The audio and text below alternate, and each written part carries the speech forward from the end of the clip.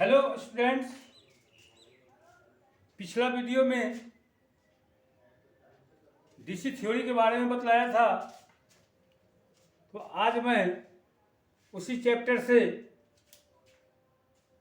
Ohm's law के बारे में बतलाने जा रहा हूँ। तो ओम्स लॉ है क्या? लॉ मीन्स नियम, ओम्स एक नाम है। तो जर्मन के वैज्ञानिक जॉर्ज साइमन ओम,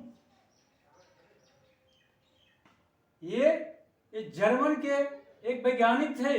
जो जर्मन के वैज्ञानिक जॉर्ज साइमन ओम, इन्हीं के नाम पर ओम्स लॉ, और इन्हीं ने बनाया था ओम्स लॉ को, साबित किया था, इस संबंध को बतलाया था। जॉर्ज साइमन ओम के अनुसार ये डीसी परिपथों, कौन सा करंट, डीसी परिपथों में विद्युत धारा माने करंट आई तो क्या प्रदर्शित करते हैं? आई से, और विभवांतर वोल्टेज V से तथा रेजिस्टेंस R के संबंध में बतलाया था कि ये तीनों में के आपस में संबंध क्या है। वोल्टेज, रेजिस्टेंस और करंट में संबंध क्या है। जैसे हम लोग है ना मैथ में है ना 2 गुने 2, इसका संबंध क्या होता है? इंटू मल्टीप्लाई हो जाता है, 2 दूनी 4, 2 जोड़ 3 टू 5, है ना, इस संबंध है ना। इसी प्रकार जॉर्ज साइमन ओम ने वोल्टेज, करंट और रेजिस्टेंस का आपस में संबंध बतलाया था। यह 1826 ईस्वी में जॉर्ज साइमन ओम ने 1826 ईस्वी में ही यह सत्यापित किया था। उसने क्या सत्यापित किया कि यदि किसी चालक की भौतिक अवस्था जैसे तापमान, टेम्परेचर में कोई परिवर्तन न किया जाए, उसमें कोई परिवर्तन न किया जाए, तो चालक के किन्हीं दो बिंदुओं के मध्य का विभवांतर मतलब वोल्टेज उसके बहने वाली धारा के समानुपाती होता है। समझ गए ना? क्या कहा? कहने का तात्पर्य है कि डीसी परिपथ में किसी निश्चित तापक्रम पर, है ना, आपका टेम्परेचर कांस्टेंट होनी चाहिए, एकदम निश्चित होनी चाहिए, स्थिर होनी चाहिए। तो निश्चित तापक्रम पर धारा विद्युत वाहक बल के, माने करंट विद्युत वाहक बल के समानुपाती होता है, और रेजिस्टेंस के व्युत्क्रमानुपाती होता है, सीधे उल्टा होता है। तो इससे फॉर्मूला बनता है कि V, है ना, समानुपात I,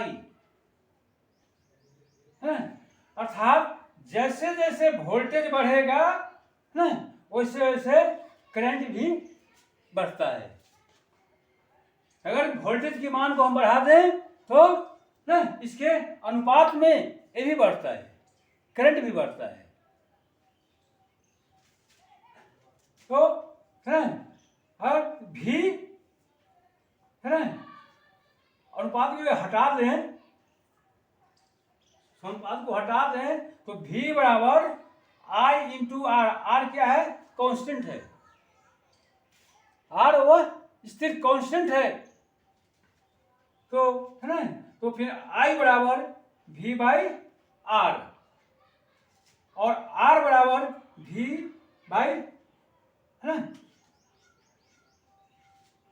R बराबर V बाई आई।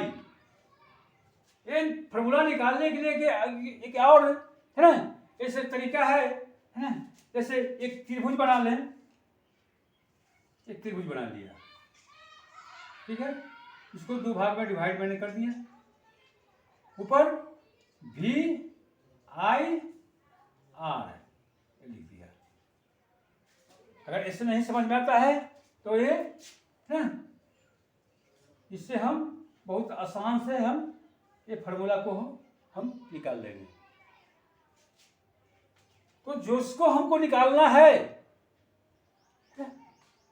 अगर भी को हमको निकालना है तो ये अपने अंगूठे से भी को हम तोप लेंगे ना, इसको हम ढक लेंगे। तो भी आ गया, भी बाई क्या है, देखिए ए बटे का चिन्ह हो गया, डिवाइड किया ना, तो I into R, I into R. अगर आई हमको निकालना है तो आई को हम ढक लिए, तो क्या बच गया, भी बाई आर। क्या ढक लिए दिखाई कितना दे रहा है, भी बाई आर। नेक्स्ट, अगर आर हमको निकालना है तो आर को हम अंगूठे से झक लेंगे, तो भी बाई आई दिखाई दे रहा है, भी बाई आई। ये तीनों फार्मूला ये आपको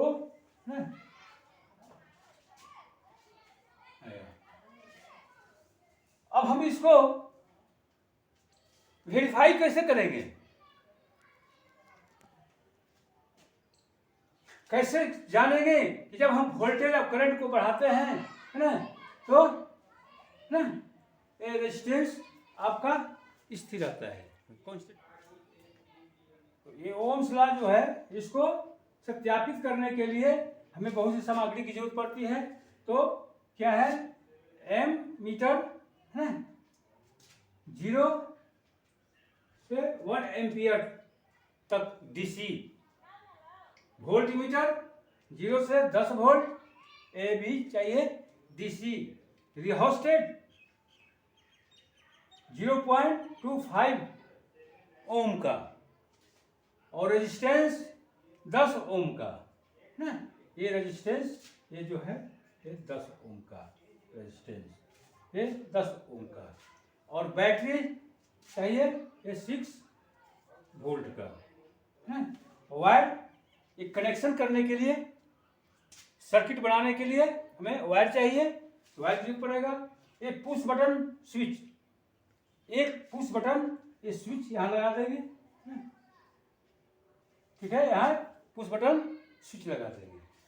अब इसके अनुसार से, डायग्राम के अनुसार से है आप लोग है इसका कनेक्शन करके एक डायग्राम बना लेंगे, है ना।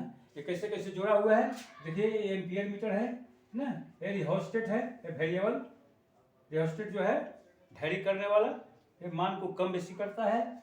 यहाँ रेजिस्टेंस ये लगा दिए हैं, लोड लगा दिए हैं रेजिस्टेंस 10 ओम का, ये वोल्ट मीटर लगा हुआ है, ये बैटरी है, ये पुश ये स्विच है, ये जो है पुश बटन स्विच है। अब ये ना इसको कैसे करेंगे, है ना, एक तालिका बना लेंगे। देखिए एक मैं तालिका बना लिया है ना, सीरियल नंबर 1 2 3 4 5, ये 5 को तालिका बना लेंगे, 5 6 7 तालिका। और बनाने के बाद हम है ना ये रिहोस्टेट को ना ये हम 20 ओम पर इसको हम कसका कर लाएंगे। 20 ओम के देखने के बाद तो उसके बाद हमें रीडिंग हम नोट करेंगे, एम्पियर कितना एम्पियर हो गया और ये वोल्ट कितना वोल्टेज है। तो इसको हम मिली एम्पियर जितना बताया, मान लिया जाए कि ये 200 मिली एम्पियर, ये 200 मिली एम्पियर की रीडिंग हुआ, नोट कर लिए। और वोल्ट मीटर का रीडिंग है ना ये 2 ओम हुआ, इसको हम नोट कर लिए।